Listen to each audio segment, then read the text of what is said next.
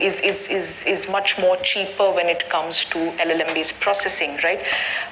So finding these, these things to stay ahead of the wave is, I think, you just have to do it, right? And there are no real prescriptive tips of what to go looking for or whom to follow, or I think the previous panel also mentioned curiosity as one of the, and I think that bringing back to I think both of our teams curiosity for what is this ahead of the wave and what does it look like. I think that is definitely the solution. And how cautious are you? Because people usually sit on panels and say, okay, we're doing slowly, we're only beta testing, we are very, very cautious, but you seem to go around that differently, right? We're cautiously optimistic, let's say that. Because, so my work over the last about 18 months has been adding as much caution to this as possible. So we've created a directory of liquid content, which is again very, very deterministic about when journalism moves from one form to the other, what does fidelity look like within those forms, right? And that requires sort of engineering caution at the very start and at every step.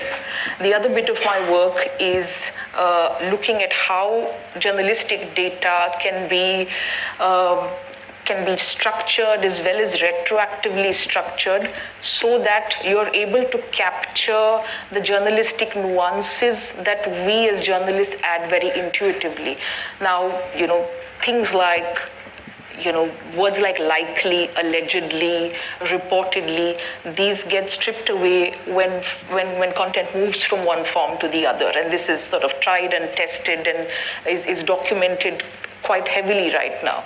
Things like temporality. So for us, it's very intuitive to say this thing happened on Monday, or last week the governor said this, or whatever else, right? And these, when you put these, when an LLM sort of ingests them, scripts them, and uses them as outputs, all of these extras that we consider very essential get scraped away, and sort of they don't appear in the. So a lot of my work has been bringing back these things into. And both of these directories, both of the schema that I developed, the directory, are both open source. You can look at it. But a lot of this means that we've incorporated this within the features and the products that we're building within Scroll. So caution is sort of at the height of it. Okay. What about you? How are you dealing with how are you dealing with some of these very sticky problems of guardrails, and again, you're working with form to form as well? Well, the question on the panel before was, I guess, the question from the audience: do we really have journalists reading guidelines? No. Yeah, I agree. We don't. But you need those guidelines nevertheless, because you have to have some ground truth, right? So those guidelines are important, but you need to have formats where people can ask questions, where you can talk about those guidelines, because the very practical questions people have are different from day to day. So what we do is we invented some formats where people just can come to with their questions, and also their products, where we have legal people and AI experts answering their questions one-to-one.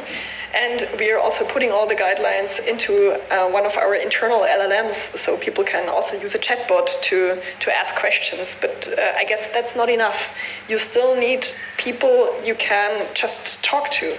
And we also have an AI board, and it's an interdisciplinary group. We're meeting every week, and you can also address this board. So if you have an edge case you want to discuss, then you can address the board.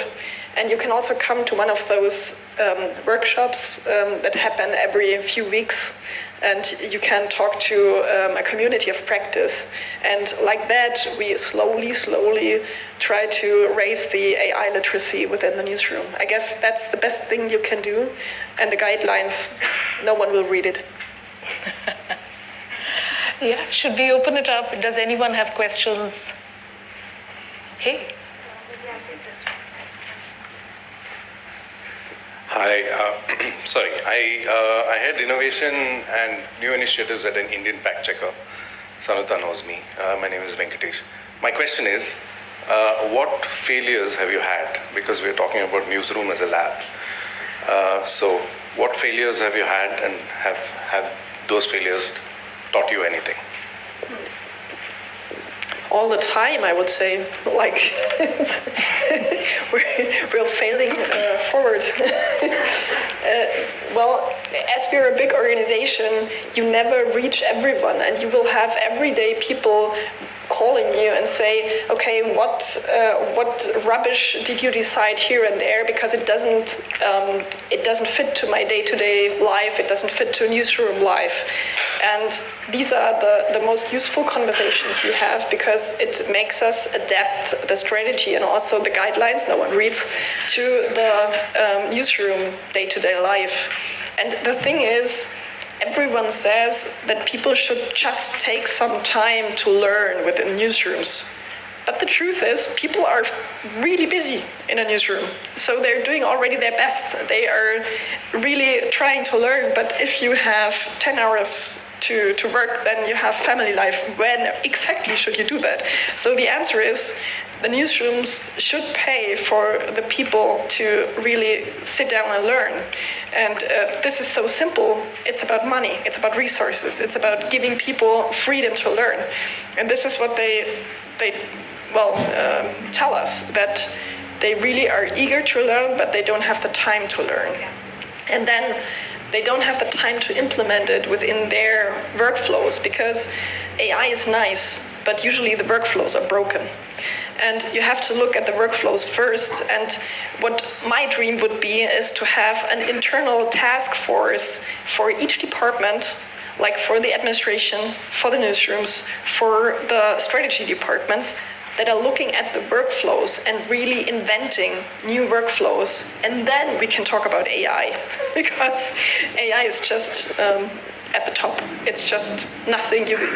I know you all know that, but it's what people tell us back, like, okay, we have a nice AI assistant right now, but I still need to copy-paste the music I used in my documentary in an Excel sheet, and then I have to mail it back to 3 different people. Like, okay, AI is nice, but usually workflows are the problem. But what about you? Yeah, I think so over-optimization has been a huge sort of failure for us, because both the engineer that works on our products and I, we are a little over-enthusiastic about everything. So sometimes what happens is, you build a lot of these things with a lot of enthusiasm. So one of the examples was when everybody, this was back in 2022, when everybody was sort of experimenting with headline optimization and headline suggestions. And so we took so we have about 500,000 articles at Scroll. We're an 11-year-old company, so we took all the headlines that we had ever written, put it onto a model and said, find patterns for us. And there were obvious patterns, and then we took it to our editorial team and we said, look at this fabulous thing we've built, you're able to look for patterns, and we don't really have to really think about headlines anymore and all of that. And our editors hated it. And why they hated it is because they said, there's no real opportunity for anything new.